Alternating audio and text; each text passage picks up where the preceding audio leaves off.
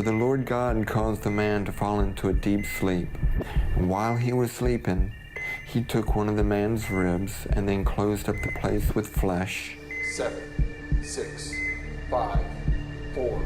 I was born a male. I started living as a female when I was 19 years old, had a sex change when I was 30 years old. I've now been living as a woman for 28 years, and I fully regret this. Nobody can change genders. It's impossible. It's delusional. It's a mental illness. Then the Lord God made a woman from the rib he had taken out of the man, and he brought her to the man. Once I finally had the surgery, I went, oh, this was the wrong thing to do. It was the wrong thing to do to cut off my male anatomy. The man said, "This is now bone of my bones and flesh of my flesh. She shall be called woman, for she was taken out of man. That is why a man leaves his father and mother and is united to his wife, and they become one flesh." The fact of the matter is that 40% of people who are attempting suicide are people who regret ever changing genders. Lift off, Falcon 9. Vehicle clear to 9.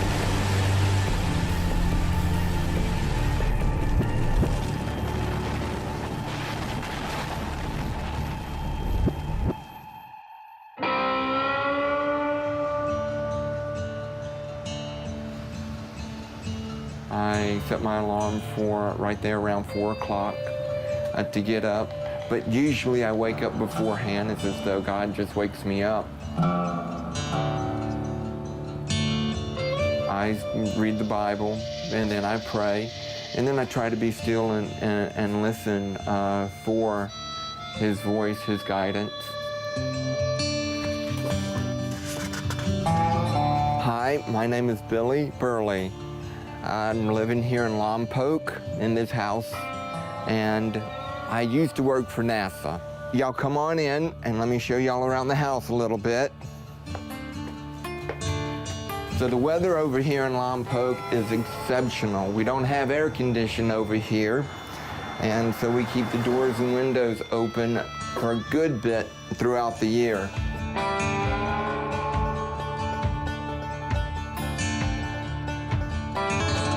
I was a skinny, little, introverted kid. Had a speech impediment and tried to talk, but a lot of people didn't understand me. My body told me that I belong with the boys, but my thoughts, my mind was saying that I belonged with the girls. And I didn't know which way to go. I wanted to be like my sisters. I thought I should be like my sisters. And when my older sister started wearing makeup, I started playing with some of her makeup in the bathroom. And then in the 6th grade, when I was on the Summer League swim team, and we had a new diving coach. Well, what he would do is, when he had a chance, he would play with me. He would fondle me and try to get me to have an erection and just continue to play with me. Carmelli, I'm gonna have to shut you into a room. Can we pause for just a moment? Yeah, sure. Come on, Carmel, let's get you into a room back here. You are gonna keep moving around. Come on. Quiet, bad dog, bad dog. Hold one moment. I will try to silence the dog. Dottie, Dottie, go lay down, lay down. Go lay down. First off, my name is Renee Jacks, and I'm an author. I've written 8 books so far, 3 of them to do with transsexuality. I was born male, grew up in a very conservative Republican family. My father was pretty much absent most of my childhood. He was an alcoholic. My mother was mentally ill. The childhood was so troubled and so traumatic that in retrospect, I was able to look at it and realized that there was no way I was getting out of childhood normal. You go and you take a shower and you're there to get clean, but every time I had to take off my clothes, every time I went to bathe, you know, there's no getting around the fact that I wasn't a girl, that I was a boy.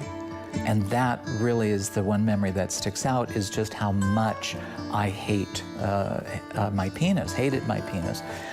By the time I left high school, when I was 18, I was cross-dressing most of the time once I was away from school. And a couple years afterwards, I ended up in San Francisco, which had a very small gay community. And I had made the decision by the time I was about 20 to start living full-time as a girl. When you start dating people, and if you pass well enough, the whole purpose is, are you a transsexual or are you a woman? And in my mind, I was always a woman. I'm wanting to date, and I'm not telling the men that I'm dating that I have a penis. And so when they find out, they become violent. There were a couple instances where I was beaten very badly. I'm Miro Đorđević. I'm a surgeon and urologist, and I'm a leader of Belgrade Center for Genital Reconstructive Urology. Our center is very well known, especially for transgender surgery, and we perform all types of transgender surgery, male to female to male, redo surgery with possible complications, and one of the very actual now reversal surgery in regretful after another way in transgender transformation. We try always to make a genitalia to be first very functional and then to be more acceptable in aesthetical view. If we discuss about male to female, our results are much better. Why? Because in one surgery we create a completely normal female genitalia, and these persons usually can have a sexual intercourse, can enjoy in sexual activity, according to our experience, more than 90%.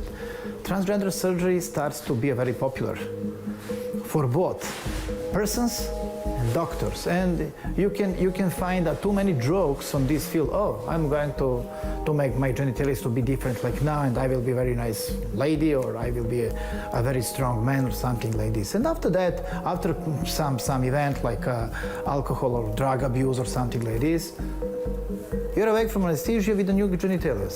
The main milestone was finding a doctor who would give me the hormones. If I get the hormones, female cross-sex hormones, my life will be perfect. And then you think, well, if I can only get my voice, get my male voice up here, then that'll make me, just happy. And then you think the next thing is, well, if I can get breast implants, that's all I need. It's never enough. And finally, if you've gone through the therapy and you can convince a doctor to start cutting on you, you go and you have a sex change. I had my sex change in 1990. And in the back of my mind, I thought it might be like all the other stuff I had done, but I was just hoping that would make me feel complete.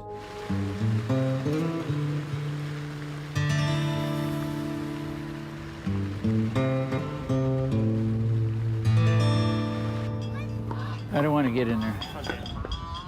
So why would you tell your neighbor that you did something that was so stupid? It's absolutely ridiculous to tell a neighbor, hey, I was a transgender and I've detransitioned.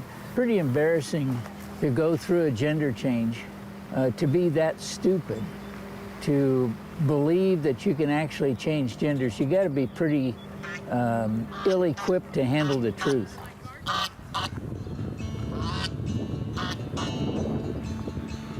I was born in Los Angeles to a good family, good people. I was taken to my grandmother's house quite frequently, as my parents liked to go away on the weekend. They liked to camp and fish. I somehow became interested at my grandma's house in cross-dressing, and I had mentioned something to her about that. So she decided to make me a purple dress and allow me to put it on and wear the dress. I finally got so interested and excited about wearing the dress that I got tired of waiting till I was going to go to Grandma's house to secretly cross-dress. So I snuck the dress home. Well, my mom found the dress. And so then Dad got upset. I was never allowed to go to Grandma's house again. The first step was I changed my name secretly when I was about 13 years old to Crystal. Probably in my late 20s, I started to talk to doctors about hormone therapy, and I began to take hormone therapy. 35 years ago, there wasn't much information, and we concluded that based on everything that was available at the time, that undergoing hormone therapy, further hormone therapy, and gender reassignment surgery would be the answer to resolve this, quote, gender identity disorder. That's when in April of 1983, I underwent the gender reassignment surgery by Dr. Biber in Trinidad, Colorado. It was amazing. I felt like the world had been lifted from my shoulders, and it was all really wonderful. The only thing I don't know is, was it all the medication from 5 hours of surgery that made me feel this way, or was it because I'd gone through the surgery? Because you're pretty heavily medicated. My female name at the time was Laura Jensen.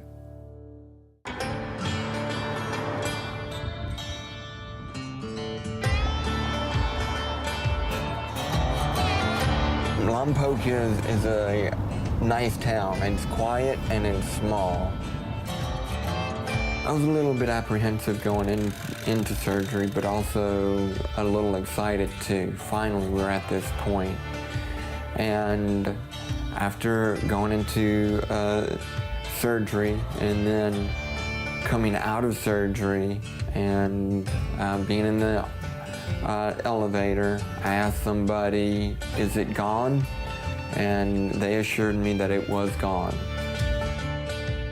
And I was very relieved. I was losing a lot of blood through the surgical site. What they did was kept putting gauze into my new vagina, but I was excited. I was excited that finally this is done. This is now behind me.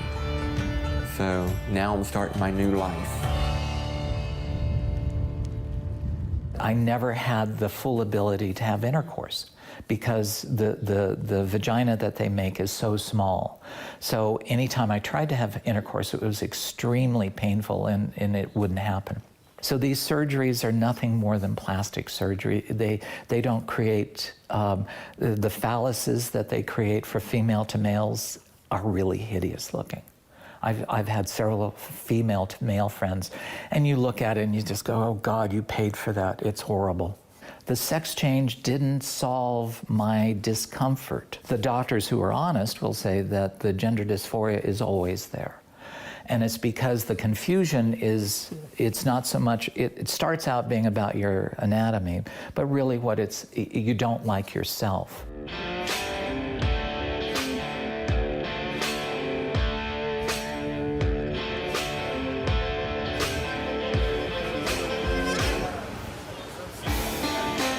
Being a freak in society, being, I call it in my book, a social pariah, is not the way you want to live. The isolation drives you to despair. And so, yeah, suicide is a big, big thing. Maybe you can remember exact day when you thought about committing suicide, and how did you stop yourself? Yesterday, I don't know. The first time was right before the surgery in 1990. And the only thing that kept me from doing it, quite honest, is I'm a coward at heart.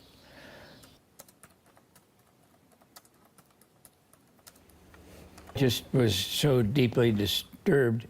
At the time, I wanted to end my life, and somebody I knew had some cocaine, so I attempted to use it to kill myself. And it obviously didn't work, but my heart was pounding so hard after I took it that I thought it was going to come out of my chest.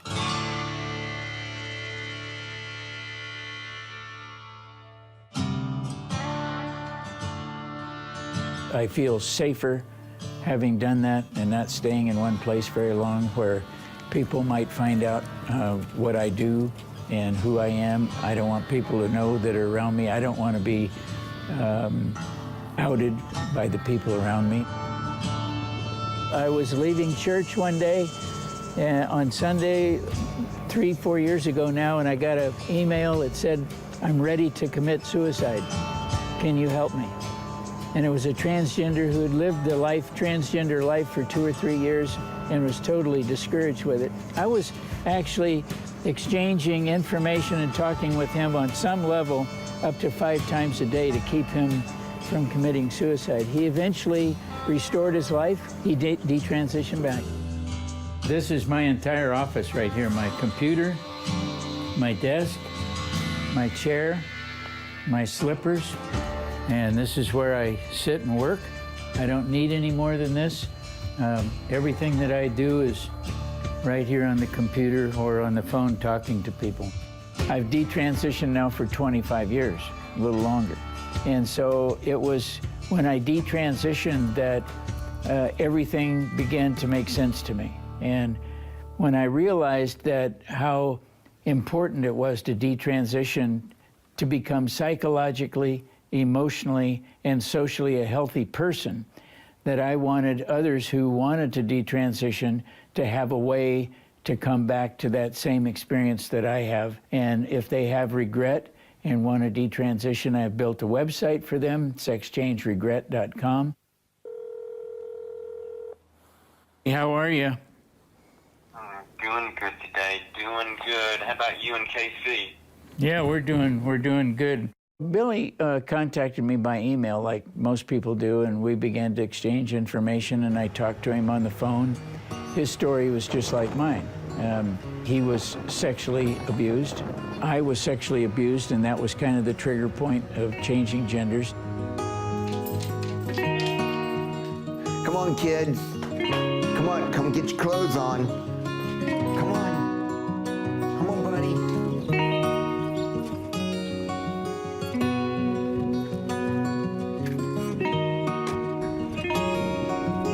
7 years after transitioning to a woman, I started thinking, okay, I've been doing this for 7 years now. My problems should have gone away by now, but they hadn't. And I actually had more problems at that point. Another problem is just trying to pass. I'm trying to do my hair just right, trying to do my makeup just right, trying to look just right to where people would not be uncomfortable, because you can see when people identify you as being transgendered. I was like, this isn't life. Nothing has really changed. I'm still struggling. I was better off as I was before the surgery, before the hormone treatment. So it was at that point, 5 years after the surgery, thereabouts, that I started to have thoughts about changing back. That's my student ID from LSU. That's when I was swimming at LSU. I had a really big Adam's apple, heavy brow ridge, pretty big jaw. This is the ID after I had SRS surgery.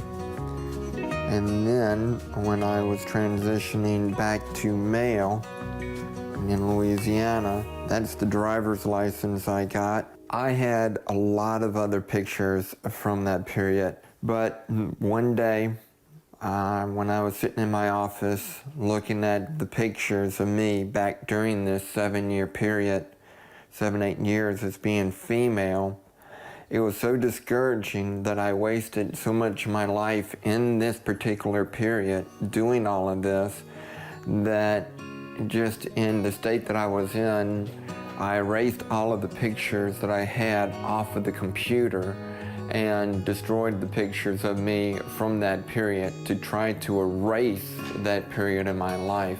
With God's help, I went through the change and I went back to being male. So I went through that surgery, and on the back side of it, I was in so much pain. and so much discomfort, and regretted that surgery more than the first SRS surgery that I had. And then when he took the bandages off of my stomach to show me the skin graft, I was almost horrified at it. To me, it was gross. But it was by that surgery and the paperwork that the surgeon gave me saying, when I had the surgery done initially, he gave me the paperwork that said, okay, I've been surgically changed to male. I'm 60 years old. There's no reason for me, after a lifetime of being in transition, to go and start living, dressing as a man anymore. There's no benefit in it. But there is a benefit in my standing before an audience of young kids in college who are considering this path and saying to them, okay, I'm the real deal.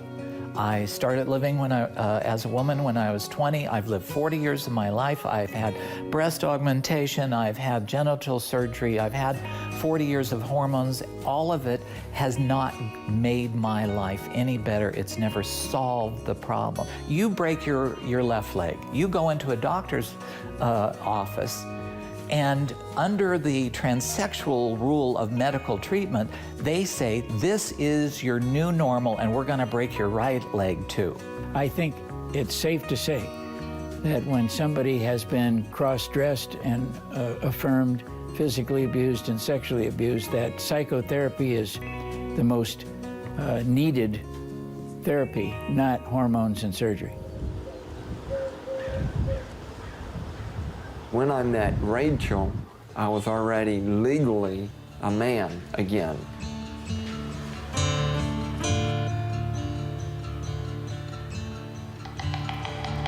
Hey, baby doll. How was your day? Her and her daughter came over to my house for a Fellowship of Christian Athletes meeting. And it was there that I first met her.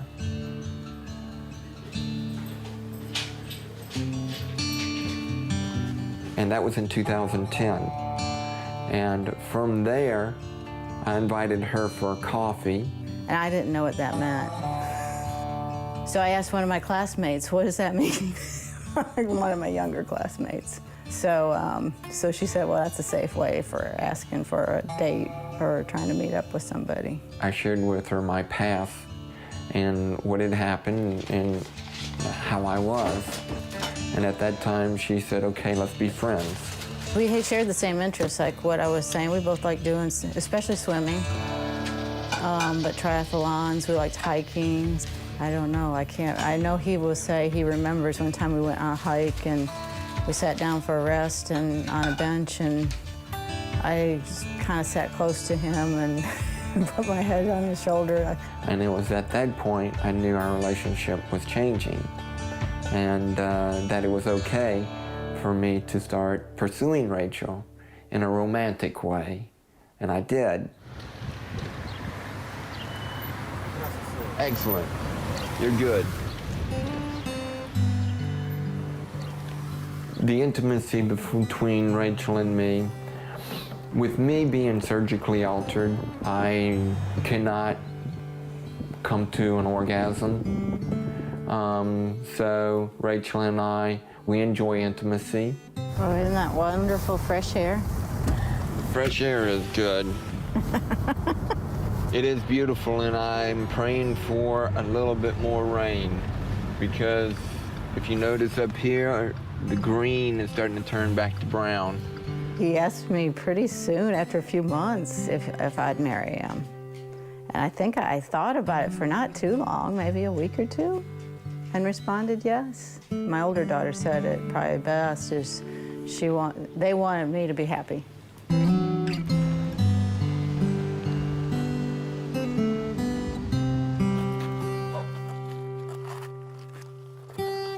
And I knew I was going to change back, but the big moment came when I was praying, and the Lord Jesus appeared to me as a vision in the prayer, as though I could touch him, just like I could touch anybody here? And he came and reached down to me with his hands and picked me up and said, "You're now safe with me forever." And it was at that moment that my life changed in a split second. Look at this, I'm healthy. Many of the people who've gone through this before me are dead. They're alcoholics. They're still struggling with their identity, and I'm alive and well and healthy and married for 21 years to my wife.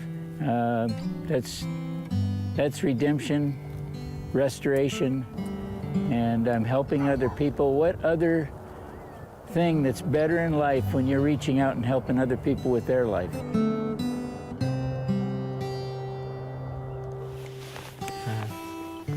To you, babe.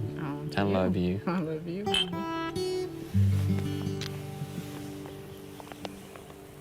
Did you taste it? That's kind of tough. It is. But it's still pretty. It's still pretty tasty. I am so happy I am the way I am now.